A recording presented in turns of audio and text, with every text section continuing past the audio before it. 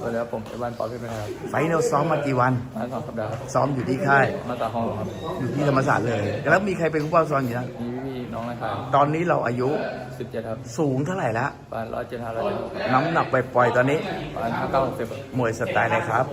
มวยเราครับ วันนี้เลยต้องมาเจอกับสิงห์นะ เคยต่อยกับสิงห์ไหมครั้งแรกเลย ศึกษาเกมกันต่อยเขายัง แบบแล้ว เขามวยสไตล์ เข้าครับ วันนี้มาเจอสิงห์วางเกมวางแผนไง ก็ดูไปเองครับ ล่าสุดต่อยไปที่ ที่